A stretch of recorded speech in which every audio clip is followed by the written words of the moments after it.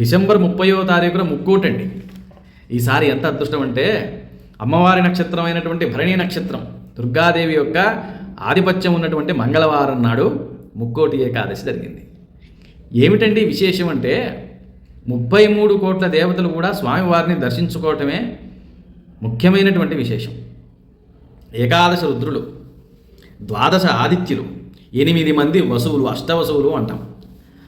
అశ్విని దేవతలు 2, అంతా కలిపి 33 గణాలు. వీళ్ళని 33 కోట్ల దేవతలు అని అంటున్నారు.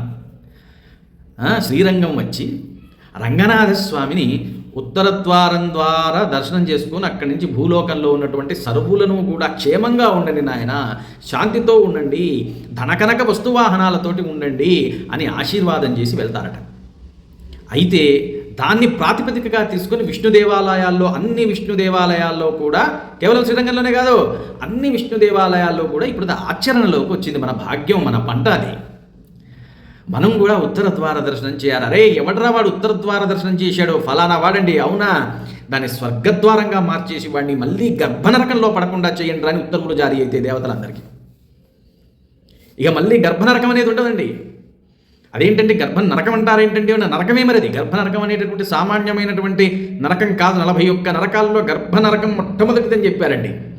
5 నిమిషాల దాకా భలేగా ఉన్నాడండి, 6వ నిమిషం లేడండి, పోయినాడండి పాపం. ఆహా ఎంత అదృష్టవంతుడండి, అనాయాస మరణం, అకస్మాత్తుగా చచ్చిపోయినాడండి, అబ్బా అదృష్టవంతుడు అని అంటారు. కానీ పుట్టడం 5 నిమిషాల్లో పుట్టడం కుదరదు. 5 నిమిషాల్లో పోవచ్చు కాక పుట్టడం 5 నిమిషాల్లో పుట్టడం కుదరదండి. 9 నెలలు ఉండవలసిందే. విన్నారా? కాబట్టి గర్భనరకం అన్నారు. అది తప్పిచ్చేస్తారట. ఎవడైతే ఉత్తర ద్వారం గుండా ఆ రోజు స్వామిని చూసి, స్వామి ఆ ఆర్ద్రత ఉండాలి, మళ్ళీ ఆటాపాటతోటి ఏదో చేశానులే అంటే కాదండి. స్వామి ఇక నాకు జన్మ లేకుండా చెయ్యి, నీలో కలిసిపోయేటట్టుగా చెయ్యి, భవబంధాల నుంచి విముక్తి కలిగించు, నా వీక్నెస్లన్నీ కూడా ట్రాష్ చేసేసే స్వామి అని దండం పెట్టుకున్నవాడి ఆడికి జరుగుతుంది, అందరికీ కాదు.